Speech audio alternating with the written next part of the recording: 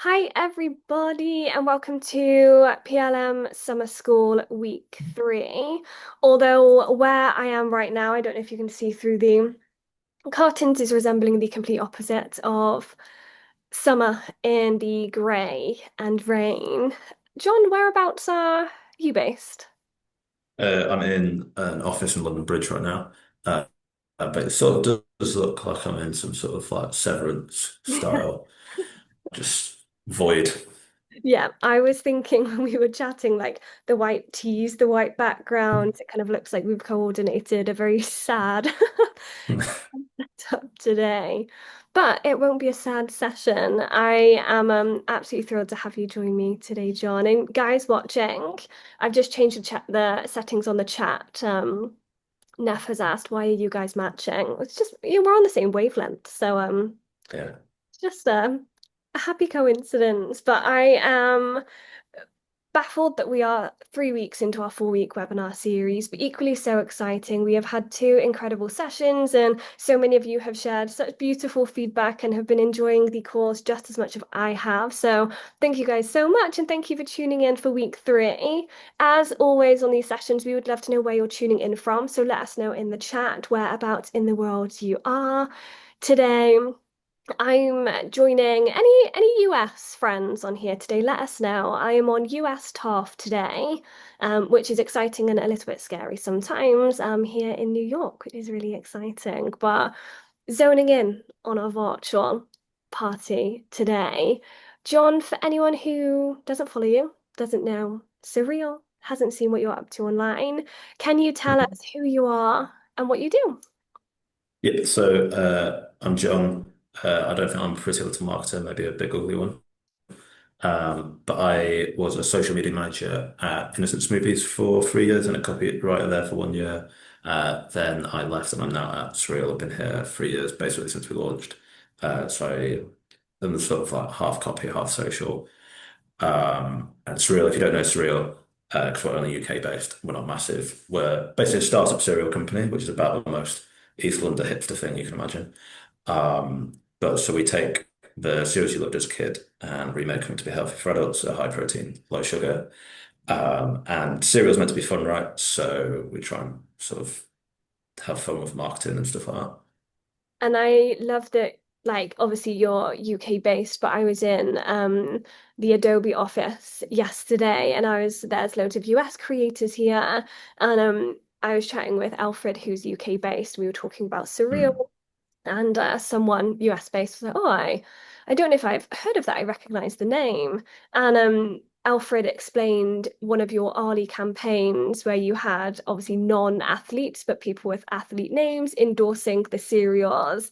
Michael Jordan says, "We are delicious" on your billboards.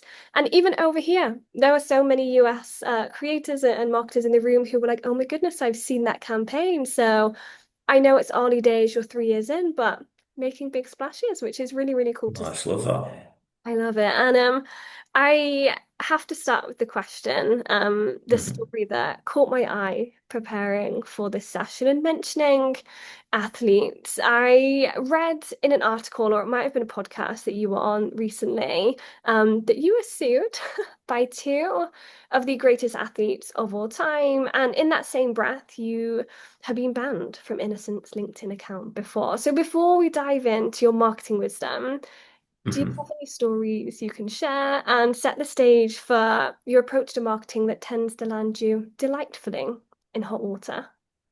Yes, I think between Innocent and Surreal, I think the totals are maybe six cease and desist letters. Uh, but I've been working for what, 7 years across those companies, so it's less than one a year. So I think that's pretty, That's I a think good that's fine. Um, a few from brands, a few from people. It's all good. I think the important thing to remember is a cease and desist. It's not, it's actually quite chill. You just stop doing what you've been asked to stop doing, and everybody's happy. Um, and you just sort of, what's the line? It's like, oh, we don't accept any wrongdoing, but as a sign of good faith, we will stop doing whatever naughty thing we've been doing. Yeah. Um, yeah, but yeah, and I also did once, yeah, get banned from the Innocent Movies LinkedIn account when I was working there. Obviously, once you leave, you're kind of banned regardless. But no, we um, basically, Innocence Movies had like 100,000 followers on LinkedIn. This is 5, 6 years ago. But it was just run by the HR team. They would just post jobs. It would get 5 likes and whatever. And then it was my old boss Anna who was like, "We're a social team. We should probably be running the channel." So we started using it and just having fun, just being posting what Innocence Movies should post, not taking it too seriously. And the HR team didn't like that. They said we were being too silly. Um, and after a particularly silly campaign, they yeah, just kicked us off. Just I couldn't log back in. I was like, oh, this is weird. I was like, boss, can you log in? And she's like, no. So you sort of messaged them. We're like, oh, we think maybe the password's changed. They're like, no, no, no, you're off. You're out. So that was a fun day. And Um, that's when you know you're doing your job right. it's true, it's true. Neff has put in the chat they are just not getting the vibes. They did not see the vision. Exactly. That classic HR, classic. That's Um, HR for you.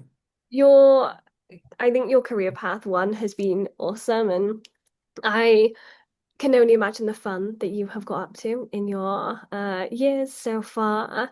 And what I really love and appreciate about your journey is this kind of consistent thread, making quote unquote boring products really exciting through bold campaigns. Smoothies and cereal, although delicious, I wouldn't say they're the most exciting thing that one might market. I would love to know when you realized that unconventional marketing was a bit of a superpower of yours. And was there a moment or a campaign that you had this wake up or this realization that being silly could drive quite serious results for business? No, I guess I sort of, and it's a mix of being quite lazy and stubborn and a few other things. So even like I remember some sixth form assignment I had in English where the teacher wanted, it was like at the start of the year, I think she wanted to know how people could write. And she wanted everyone to write like 1,000 words about chocolate. And there's not 1,000 words to write about chocolate. So I think instead I just wrote 1,000 words about why I wasn't going to write 1,000 words about chocolate or something like that. But so I sort of, I guess, why basically just a bit of a smart ass and just try and find ways to technically hit a brief, but in not the way anyone actually wanted or asked for. But when you're like, well, I have technically done the work. Yeah. I think that's kind of what I hone in on. It's not a particularly marketable skill. It's quite hard to convey that skill in one bullet point on a CV. Um, but yeah, as long as the actual goal gets achieved, then it doesn't really matter. Yeah. Um, I love that. I feel like my parents would relate with the only child nightmare that is and I love that. Like here's the box and I'm here, but I'm technically still in it. And I know that shortly we'll kind of touch on that thought of how can we be a bit more silly or think outside of the box, but inside of the box because stakeholders can make it really tricky. So I'm really quite intrigued to learn more about that as a potential, I guess, a bit of a walk around. But I want to focus on your time at Surreal. I know you said mhm. that you've been there 3 years now, is that right? Yeah, Nice. You yeah. have managed to become the fastest growing cereal brand in the UK, right? Which is amazing. And I had the chance to try your cereal. I know you don't make it personally, but I had Wow. chance to in the factories later on today. Uh, Um, delicious, I must say. nice. All Thank you. right. Thank you for what you do. And I read online that in 2 years, yeah, fastest growing cereal brand in the UK in just 2 years into year three now. Can you tell us a little bit about how you market at Surreal for anyone who hasn't seen the campaigns, or even like from what you do on billboards to everything you do on socials to even the copy on your actual Mhm. boxes? It is such a brilliant 360. How would you describe how you market at Surreal? Um, yeah, so I guess like sort of what I was saying about cereal in general, how we try and take the childhood cereals, remake them for adults. Sort of the journey people go on from eating cereal. You love cereal as a kid, you eat all the sugary, chocolatey ones. Then you grow up, you realize, oh, they're full of sugar. So you stop eating them. You either switch to the boring ones or you stop eating cereal altogether. But like all the boring adult ones are very boring. So I guess part of it's always been trying to put the fun back into cereal, A from flavor, but B from like a marketing. Like, I think childhood cereal, there's cartoon characters, there's jingles, there's free toys, there's all this stuff. So yeah, it's about sort of putting the fun back in. And it's been also about, it was just kind of like looking at what do we know works for startups. And I think that kind of, like, you can almost get off the rack challenger brand sort of personality. So we just kind of took that, put our own little spins on it. But so like bullshit copy, we did a campaign very early on, directly like taking a mick and just like cheeky winks at our competitors. We had things like "Don't tell Tony" with like a tiger's tail on it and things like that. Coco's got competition. They're just like cheeky nods towards them. And then yeah, I guess our social, so much about social is just about like it's just about attention, really. So a lot of it is just about attention. I say just about attention. It's sort of got to be like relevant attention and like attention, I guess, for like the right reasons, not just for the right reasons, but like reasons which do link back to the products or the key messages and things like that. But that's sort of what we try and go after, just chase those sweet dopamine hits of nice big social post. Um, and then the wider marketing, we actually um, we sort of have a balance where almost like the closer someone gets to a checkout, whether that's virtual checkout on our website or a physical checkout in a supermarket, we do get less silly, I would say, because they actually need to convert, need to buy the damn thing. Um, but I think like if you look at like even big brands, McDonald's, KFC, Greg's, etc., Burger King, their social media presence is actually very different to how they are in store as well. Like they're ridiculous online. Yeah. In store, it's kind of all business. So I think it's fine to have that sort of flexibility. It was the same at Innocent. I think Innocent were a bit more, um, they were so committed to that tone of voice, but they didn't have a website, so they didn't have to worry about some of the stuff. Well, they don't have technically a website, they don't sell online. So in stores, maybe the only place where it to get toned down a little bit. But even they were like, we'll tone it down. Yeah, awesome. That's really interesting to see, actually. I think when we consider being silly online or less serious marketing, we think we have to commit to the bit everywhere. And I think for many, that's when stakeholder investment can be really difficult because, well, we have things to sell. So it's really cool to see actually how in practice that ties back to your business goals and what, you've got things to do, you've got a brand to grow. So really awesome insight. Yeah, I think it's also like commit to the bit is a good phrase actually. I think it's you've got to fully commit to it when you are committing to it, but sort of if you're not committing to it in certain places, that's also kind of fine. But I think it's about being like a what's the word, deliberate, like and not just and it's easy on like brand social. Sometimes we like this at Innocent, to be honest, where 95% of our posts would be like silly nonsense, but then like every now and then you have to do a post about the charity partner or some internal thing, and then it's very easy to switch to like monotonous, boring. And actually, those are the ones where if you find a way to make them silly and ridiculous, they actually sometimes like do the best because I think people recognize when you've taken like boring and made it even just slightly less boring. They respect that. Yeah, I agree. Someone in the chat, Katerina, has said, when people say actors aren't acting in a role but just being themselves, this is the same for John, just being himself as a copywriter. That's really fun. Yeah, that's someone once left a comment on a Surreal post saying, "Oh, it's like the Innocent Smoothies social media managers got old and jaded or can't be bothered anymore or something." It's like, yeah, that is literally what has happened. Yeah. Do you are you on threads, like either business or personally? Technically, but not really. Oh, it reminds me, have you seen the Beyond Meat posts? And they always talk about themselves as a little cow. not seen those, Oh, but you I'll check must them check out. it. They're really cool.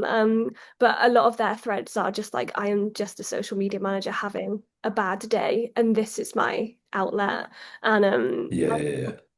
it is like a fine line between speaking to marketers and like obviously we see it a lot on LinkedIn, and marketers seeing a campaign as fun or awesome or genius versus like something your customers and people will actually get. And I saw you speak about the difference between bold and different.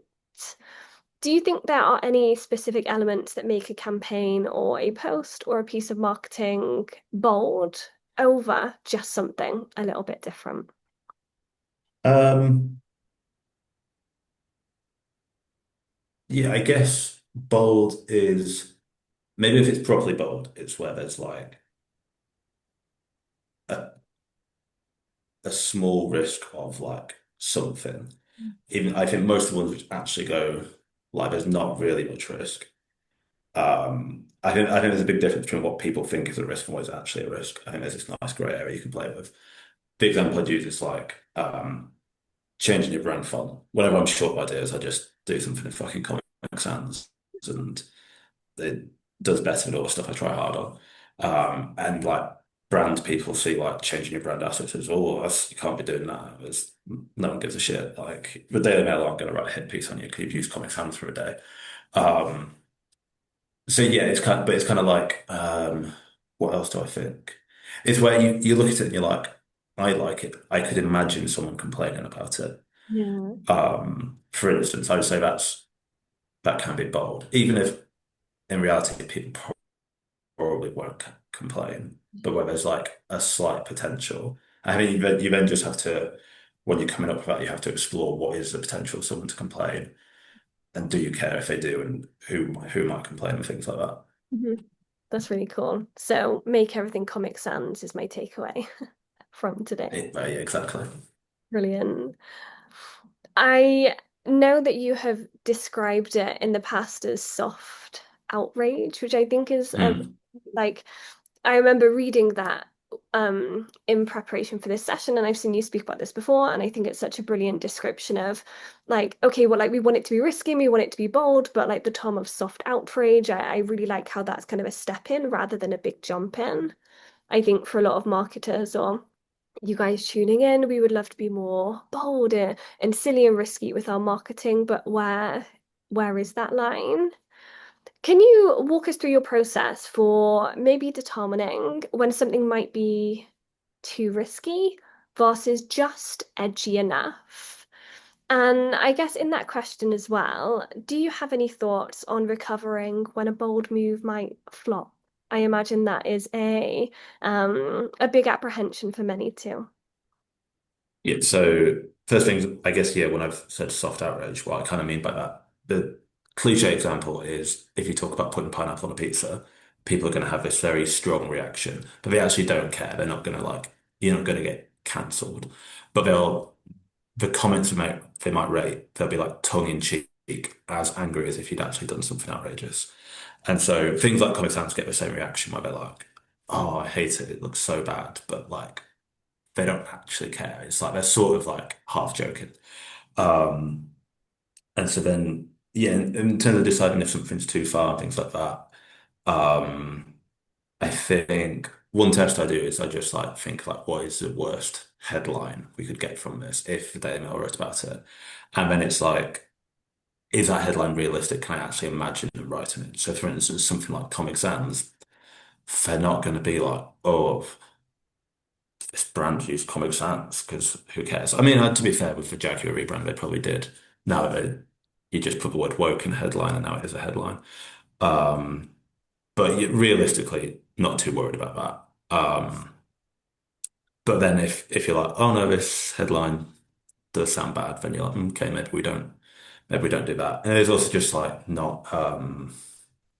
There's a few areas which are always going to be spicier than others. Like at Innocent, we weren't allowed to talk about politics, for instance, which was sometimes like tricky for a brand which was claiming to be like doing good and caring about things and like sustainability and things like that. You probably should um, be able to talk about that stuff. Like you've seen like Ben and Jerry's.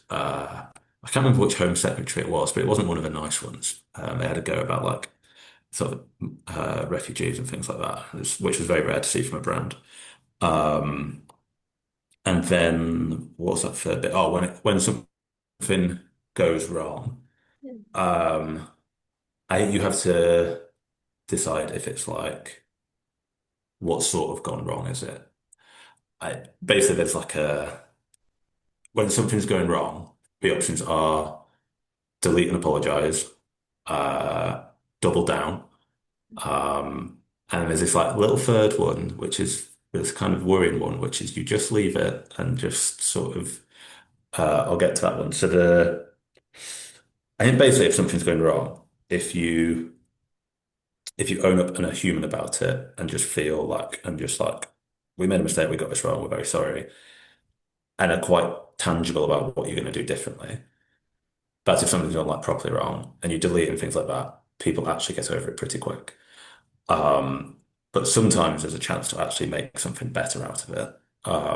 If you make it like funny, like for instance, the best one I did when at Innocent we did this. We're trying to talk about our fucking oat milk, which was a nightmare to talk about because you're not allowed to legally call it milk. Um, and so we invented a conker milk. Conkers, if you're not from the UK, they're like these weird nut things that fall every autumn. It was autumn. Um, we didn't do any Googling, didn't we actually did think of like what the worst headline would be. We thought the worst headline would be like, oh, these vegans don't milk anything these days. And we're like, we're fine with that headline. What we didn't realize was conkers are actually poisonous. And so these people took it very seriously and thought we were going to poison people with this poisonous drink. And we're like, oh, if we delete this and own up to it, it's just going to be like embarrassing. And, you know, when you delete things and apologize, it does get like more coverage than usual. And we just sort of slowly realized it was all kind of a bit ridiculous. And also, we worried that we were going to get coverage anyway, but from sort of it would be focused on like the comments that people were saying and not our side. And so we're like, how do we make sure that they lead with our side? So we put out a statement which was very much written from our point of view, not these angry people's point of view. But it was like, oh yeah, don't eat or milk conkers. Don't eat or milk. We just said don't eat or milk conkers repeatedly. And just made a sort of a piss take apology. And that performed super well. Was a way better advert than the original. Um, Got way more reach, and it just felt really human. Um, to be honest, now when something goes a bit wrong in the business, I'm like rubbing my hands with glee. Yeah. Because you can just turn it into good content. Like we, at the start of the year, we were doing a collab. This is at Surreal with a gym where you just had to scan a QR code to sign up, get a 3 weeks pass at the gym. And because we are absolute morons, none of us checked the QR code worked. And so we printed thousands of boxes with the placeholder QR code, which was just the first QR code on Google Images. It literally leads to like the Wikipedia page for QR codes. And we printed out thousands of boxes. And so then we realized that before it went out. So then we had to pay quite a lot of money to put a sticker of the right QR code over every single QR code. Um, so that's quite embarrassing, even though no one's going to find out, but you're like, this is just a funny thing to talk about. And like the campaign without that, it's like a very tactical campaign. It does what it needs to do, like in store, on shelf, things like that. Um, but it's not a very interesting campaign from a social media point of view. But so having that little in, just talking about being able to talk about an mistake was like perfect for social media, like supercharged campaign. I think people just like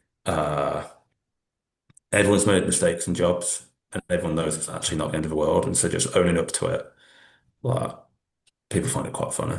Yeah. And it's just quite different to see a company posting like uh taking a mick out of themselves. I guess when we go back to like bold and different, you don't see big companies imagine like admitting to like silly Yeah. mistakes like that. So it feels bold, even though there's no real risk to it. Like this can't really get a backlash from it.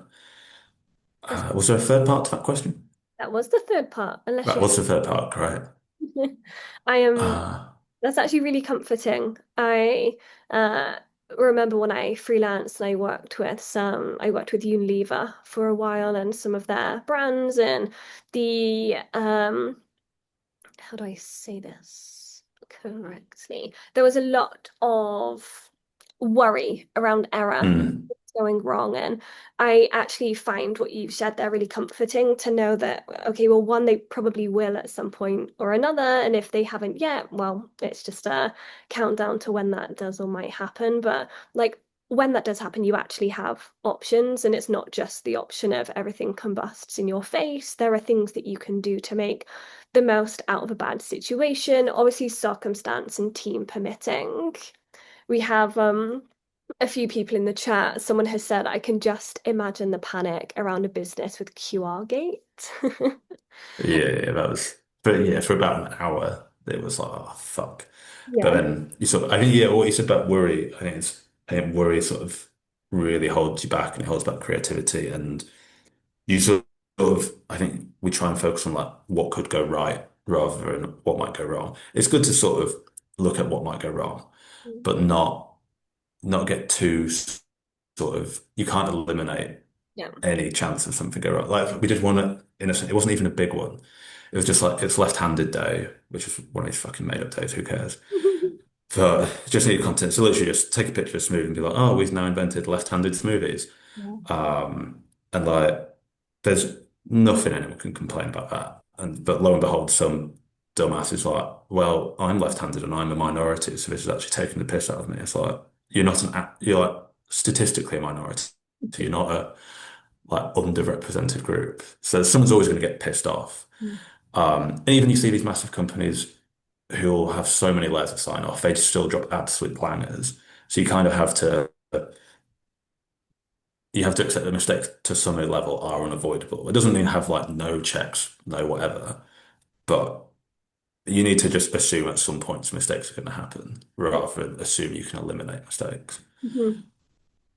I love that. Um, Also, I saw someone point out I forgot to talk about the third thing when something goes wrong. Sometimes I've had ones where most people have liked the post, but some people haven't liked the post quite strongly. And so then that's almost like the worst one. You're like, oh, it's doing good numbers, but I am getting some heat. And again, it's like a case by case. It's like, why are you getting heat? And if it's not like politically charged or anything like that, sometimes I do actually just leave it up and sort of take the good numbers, kind of ignore the nasty comments and just people forget about it. I did one once at Innocent on like GCSE results day or something where I was like, oh, I can't remember. I was like, it was broad like, oh, things that matter are like being a good person and this and that and saying thank you to the bus driver. Things that don't matter, perfect spelling. I misspelled spelling on purpose. And everyone between the ages of like 16 and 25 really enjoyed it. And everyone over the age of 55 had a real problem with me saying this stuff doesn't matter. Yeah. Um, but so you just sort of had to ignore them for a day. I am. I can see that. No, I love that. And I want to ask you a little bit about what you guys are up to on LinkedIn. Hmm. I'm at an event currently, and we were introducing ourselves on Monday, and there are some creators here who like insanely talented. They have like millions of followers on Instagram and TikTok. And I was like, hi, I'm Sophie. I'm a LinkedIn influencer, and I cannot tell you how silly I felt. But really interestingly, like the conversations I've been having over the past few days with creators who aren't on the platform, and equally there are a bunch of really cool marketers here as well. There's a lot of interest in using LinkedIn as brands, but not in the corporate stuffy way. I know that you have gained a lot of traction and recognition for what you guys are up to on LinkedIn, and it is known for being a bit stuffy and a bit boring. So I would love to know, firstly, what made you choose LinkedIn as a tool? And then if you have any advice for anyone watching looking to shake up expectations on the platform and do something bold or different, whichever takes their fancy. Yeah, so I guess it's almost when you describe it as like boring or stuffy or more corporate or whatever like that, that's almost like the good thing about it from a brand point of view, which is so I mentioned the innocent thing at the start. We found literally take a Facebook post we'd done, not change a word from it. If it had 1,000 likes on Facebook, stick it on LinkedIn, it would get 4,000 likes just because it stood out and had more like there was less fun on there. And then if we tweaked the concept slightly to just like add a few nods and winks to like business, office, things like that, it'd perform even better. So basically with very minimal change, we just unlocked a fourth platform to use and like get more numbers on, so which is sweet.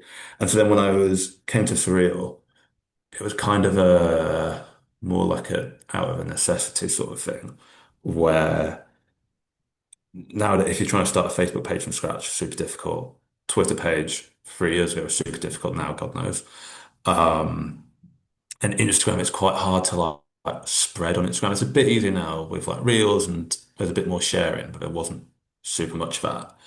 And so it's actually like LinkedIn was quite easier to spread on because also the way its algorithm works is I'm not a computer scientist, but what it looks like to me is you post something. If your friend likes it, Mm. it then shows it to all their followers. If one of them likes it, it shows it to all theirs. So it's quite like just dropping a stone in a pond. The ripples are like just quite natural. Um, and so just by like being a bit silly on there, you can like really stand out because I think now like if you look at when Threads launched, every brand was immediately being silly on Threads, which was not the case previously with other channels. Um, and so, you're sort of fighting with every entertaining post on every channel. But on LinkedIn, there's a lot less entertaining posts. So there's just less competition. Yeah. So my advice would please keep using LinkedIn as a corporate channel. Keep it nice and boring so it's easier for me to stand out.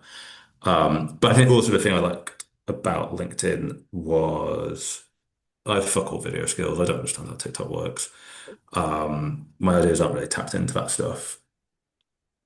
I can do words and a picture.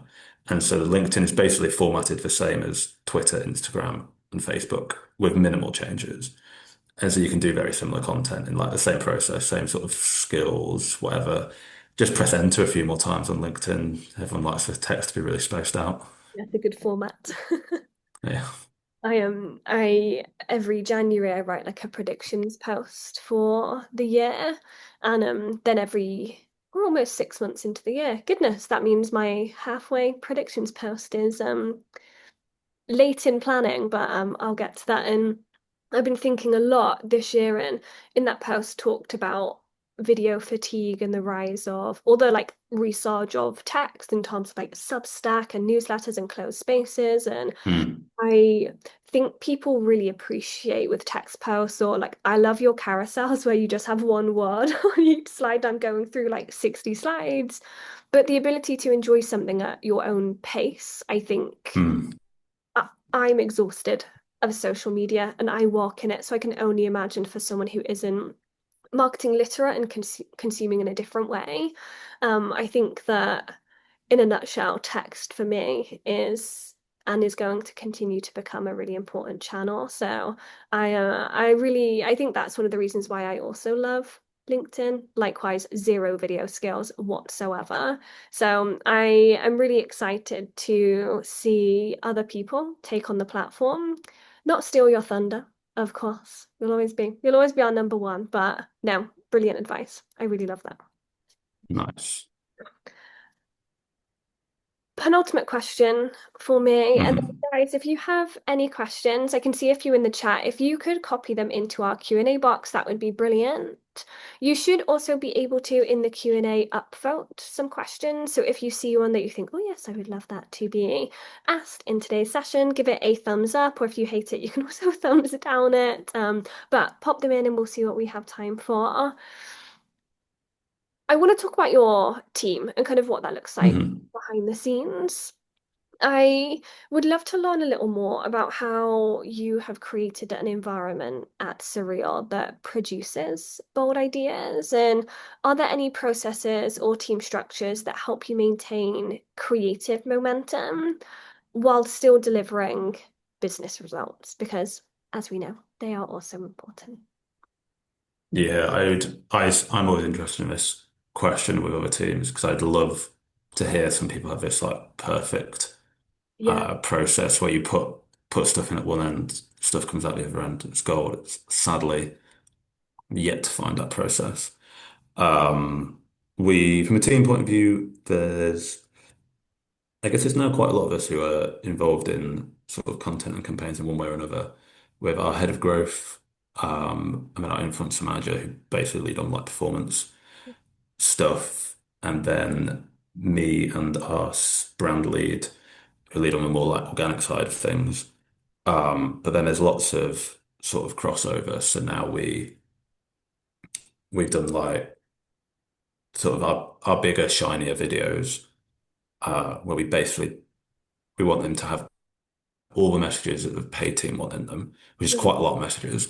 For like a 1 or 2 minute long ad, it's like every other line is we're generally putting a message in there. But we also want it to still feel fun so that, like, for instance, on YouTube, when the 5 seconds has gone down, you still don't press skip and you still carry on watching. Um, those are kind of like, we maybe make a couple of those a year. A lot of day-to-day content. Um, it depends. There's like almost two strands. There's stuff you know you need to talk about, which is a product launch, things like that. And then there's stuff where you just need more numbers to make your end of month report look good. And that stuff, I saw someone asking about like how planned versus impulsive it is. A lot of that stuff is pulled out of my arse, just because just need got to post something sometimes. I think finding more lesson processes, more I guess formats is what I'm interested in. Is finding repeatable types of content so you're not having to like completely reinvent a wheel every single day.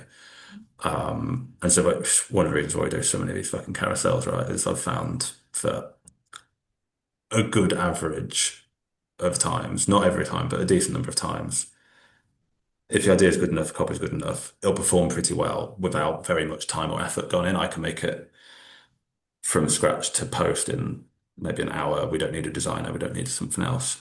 So I think finding that sort of thing is like really valuable. And it doesn't have to be a carousel or anything. We did loads of like lists or other just like text-based stuff. We'd have like just sort of areas we knew we could tap into, like talk about the weather or like talk almost as if like David Attenborough Mm. or do a list or talk about just like things like summer or Christmas or Easter. You can rinse for like days and days and days, just like talking about like, basically different like cliches, similar to sort of sites like Very British Problems, just kind of like that kind of content. So I think it's about for the day-to-day stuff, it's just finding stuff you can kind of fall back on, which will hit the kind of numbers you want to hit, but without too much effort. So then you can put more effort into the bigger moments and the bigger businessier bits. Brilliant. Yeah, I really appreciate, like, as you were saying that, I was like, why on earth don't I do that? That makes immense amount of sense. And I love that, Tom, of like repeatable content. And also for those watching who might have more tedious approval processes or I remember when I've worked with Fortune 500s when I freelanced as a social media manager, like every team in the business in every corner of the planet was triple checking this post before it went live. So I imagine a process like that or a format or things that you know are safe, have been quickly approved before. I imagine for those of you who do find themselves in those sticky kind of corners too, that will be really, really something to consider. I'm a team of one. No one approves it but me, but that's something I'm going to consider and take away. Now, I want to end with I guess, the biggest question, and it's something that has come up a few times in the chat as we've been talking so far too, and I'm sure when I open the Q&A box, we might have a few similar. And it's for the audience members who they love your approach and the approach of those similar, but really struggle with risk-averse leadership. Do you have any strategies or stories or even some friendly words of advice and wisdom for things that have worked when you've pitched unconventional ideas to stakeholders and maybe how you frame those bold ideas in terms that make business sense. It's so admit I'm probably not the most qualified person to talk about this because I've never had to persuade a whole business to go from, okay, we're going to be corporate all the time to switch into like full strategy being kind of ridiculous. But sometimes I've had to pitch more weirder and wonderful things and still get sign off from maybe people who doubt it. So I think the first thing is senior people don't have a sense of humor. And so expecting them to just find it funny is not going to work.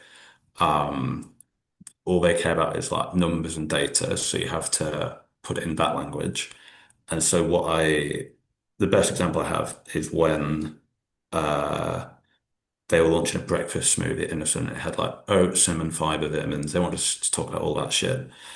None of that makes for interesting social content. Uh, so we sort of you sort of spider diagram out of each of those areas. You're not getting anywhere. Then we like went out of breakfast, and then you land on like things like toast, wheat bix, the baked beans. We're like, oh, baked beans is interesting. What if we do a baked bean smoothie? Um, and so we just lined up these two smoothies, a real one and a baked bean one, next to each other.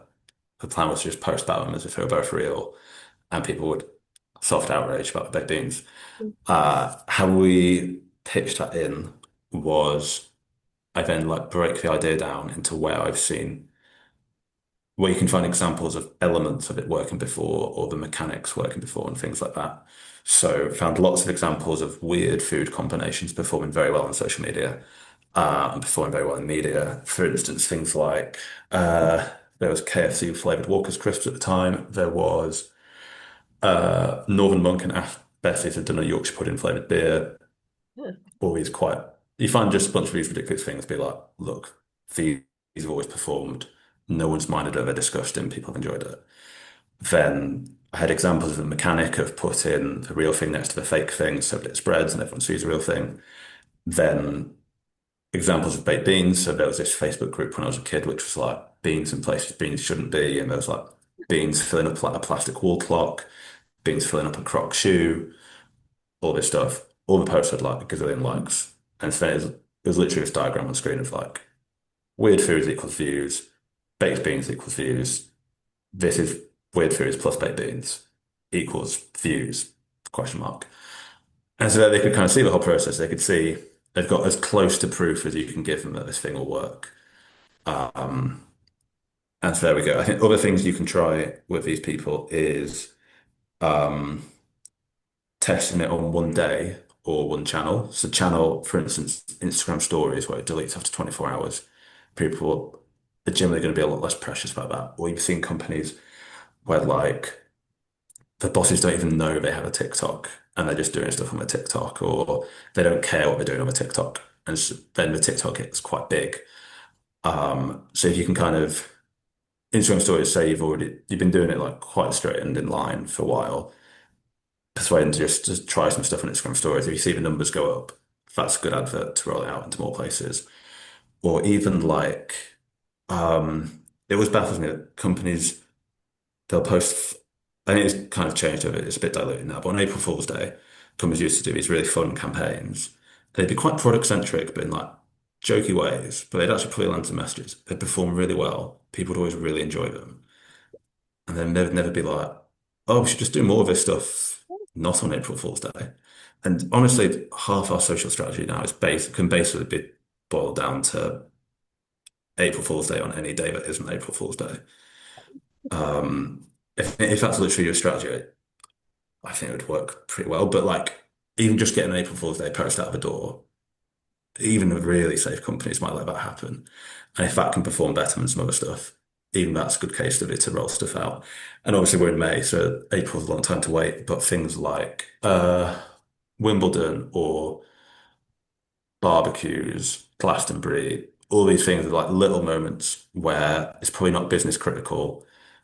Um, so for like some businesses, you might need to perform at Valentine's Day or at Christmas, but you probably don't need to perform at Glastonbury. So hopefully you can have a little bit of fun with Glastonbury, and if that performs better, off we go. Or like World Book Day, Halloween, all these things. Just like picking a few of those. For instance, like World Book Day or Halloween or something like that, if you just post people dressed up in the office on LinkedIn, that'll probably perform better than normal. Or have a bring the dog to work day, post that on LinkedIn. The boss probably will be happy enough with that. It shows the human can guarantee those dogs will perform better than some pie chart. Right. I am. I see the April Fool's Day every day, awesome. But Hmm. I think it was last year. I think it was Porsche, their April Fool's campaign. You know the Hailey Bieber phone case where you can slip your lip balm into your phone Oh case. yeah, yeah, yeah. It's viral, and I think it was last April Fool's Day. They did a really cool reel, and it was essentially that, but for your Porsche, well, your Porsche car key, and you put it in your phone Yeah, case. yeah, yeah. I um I don't think they've done anything. And that went like that was so cool to see. It was so unexpected from their brand, but they did it in such a beautifully classy Porsche way. It was really well produced, and I really see what you mean there about the opportunities they have once a year to do something that obviously do perform really well, but they're almost treated as these siloed moments. Okay, we've done that, back to business as usual. Yeah, So yeah, yeah. what an interesting point. I appreciate that. It's the same with like Christmas adverts, right? Where everyone's some people like waiting for Christmas adverts, and they've just got like a bit more like thought and fun and tone and like emotion in them, and they perform like way better. Yeah. Why do we save them for special, Yeah, yeah, right? Awesome. yeah. On to our questions, and not in the Q&A box, but this one we got from PJ a little earlier into our session, um, where we would love to know what brands you look to and admire. Because I feel like we all look to you and admire you. So like who is your you? I'll try and avoid the really like big ones where everyone says. But I really like Moon Pie, who Mhm. are they're sort of like wagon wheels, but US. I always used to love their Twitter. Um, I don't know what they were smoking, but it must have been quite strong. And so then whenever there's like a newer channel, I always kind of look at them to see what they're doing on it, how silly they're being. Um, who else do I like? Um, I used to like Doncaster County Council and That's very good. on Twitter because you would not expect any council to have a fun Twitter, but they had a fun Twitter. Similarly with like Orkney Local Library, some of the museums, things like that. I think any of the yeah, any sort of institution that's not taking itself too seriously, Yeah. I always enjoyed. Um, or who else do I like? Um, those are the ones off the top of my head. Yeah, those are some good picks. I have just put in the chat, do you guys have any faves? And Rob has said Aldi, a classic favorite. Someone has added Paddy Power if you like sports. Well, Um, I would say Paddy Power do make good content, but yeah, it's also I find they take the mick out of literally every football fan, and because they don't support a team, yeah, you can't give it back to them. Whereas if it's a football fan taking the mick out, you can at least give it back to them when they lose. So they're yeah, love that. We've got Nutter Butter, of course. They are I on like the crazy level, and then we have Monzo and Curry's too, which are two. yeah, I love Monzo. And But actually, Curry's what I think Curry's have done amazingly. Putting just staff front and center is like a good hack if you're a big company, because you just don't see them. But so many of Curry's posts, even if they're like jumping on trends, they actually get like product and business in there, which and in ways which are funny and natural, and you don't mind. Whereas like some trend stuff, it's so like it just feels like crowbarred. Whereas Curry's, it doesn't feel like that. Or like um, they'll find an interesting way to talk about a sale, which uh, is quite a hard one to talk about. mhm. I I also really like another sports one, Classic Football Shirts, who started just this niche website selling retro kits, and they're now absolutely massive because retro kits are now massive. They're almost one of those companies and brands where I don't want to say it's easier for them, but they do have a product that people are interested in a way that they can post a picture of a football shirt. A bunch of people will comment saying like debating whether it's a nice football shirt. If I post a picture of a box of cereal, have any, they won't talk about it because it's not interesting in the same way. Mhm. But they could rest on their laurels, but actually they're always kind of pushing their content and making it as interesting. They have lots of different, I guess when we talk about repeatable formats, they've got lots of different repeatable formats, but like loads of them. And they cover, you can tell some appeal to some people. Some go such into detail of a football shirt. Some are just like photo dumps of 90s footballers and things like that. So Yeah. there's like kind of something for lots of different fans. That's awesome. I'll have to have a look. We have some really good ones in the chat as well. So you guys scrolling through, I'm gonna have to take some notes from you all afterwards. We have a brilliant question from Helene actually, who is asked, how do you demonstrate ROI from moving to less serious, more human marketing to senior stakeholders? We've started being sillier and using human in our marketing. In brackets, I work at a digital agency, but senior management say clicks and engagement don't bring in any business. Yeah, I mean, I would argue organic social's not going to do that. It's not going to bring them in as such. But I think that's where like if yeah, agencies are a tough one, right? If you're literally posting like hire us for your work every week, that's not going to get clicks and engagement or bring in any business because it's not going to get clicks and engagement. No one's going to see it. Um, so I think you have to sort of somehow persuade them that they're like a long-term investment. So for instance, I think the best agency page I've seen is Famous Campaigns, which is run by Taylor Herrin PR firm. You wouldn't realize it's like an agency page. They post anyone's work, just any good work. But if you go on their website to look at more, there's then a nice big banner being like, if you'd like some work that stands out, give us a call kind of thing. Um, and yeah, how do you demonstrate it? I mean, a, a good boss, it doesn't, they understand that it doesn't need demonstrating. Or, in like, I mean, in the early days at Surreal, this is when our budget was quite small, but like we were getting more traffic from LinkedIn than we were from paid ads. So that was kind of like, didn't need any demonstrating beyond that. But I think like, just, yeah, that they need to appreciate it's like brand awareness and like the name being out there, especially in agencies, like, the next time someone needs an agency, they're not going to Google agency necessarily. If they can just think of like, I've seen this agency, they're interested. Mhm. Hopefully that'll then lead to a conversation. But if the bosses don't see it like that, it's hard to persuade them. Otherwise, I don't really have any advice. I'm more just sympathizing with you that those people don't know what they're talking about. Mhm. Solidarity. And I it really frustrates me that that's the common experience. And yeah, but there, I know you said more solidarity than advice, but some really comforting bits of like actionable things we can do in there. So thank you. I La saw a very good Rory Sutherland clip. I'm now one of those guys who just watches Rory Sutherland clips all the time. But he was talking about how like actually basically everything in like marketing is a gamble, and we try and kid ourselves that it's not, but it is, and that things like customer love and things like that, you can't measure it, but you sort of just have to trust that it is. And it's also these things are like social media, organic social, customer love, they're like long-term investments, and it takes time to see the benefits of that. So you need to persuade them it's not just this short-term game for like quick sales. There's some graph about building brand over time and sales and things like that. I can't remember what it is, but graph people find it persuasive. Yeah, awesome. Last question. I'm going to bundle two together because they're pretty similar. We have one that says it would be great to hear about your ideation process. And then Katerina has asked a similar question, asking what is your brainstorming or writing process for the copy?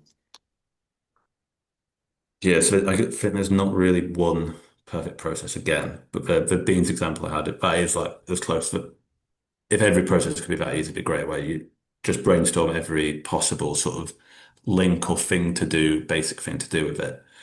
Um, and then until you find one that's interesting. Another one is to just like take one element and be like, how can I make this element extreme? So really big, really small, really loud, really sharp, etc. Um, what else?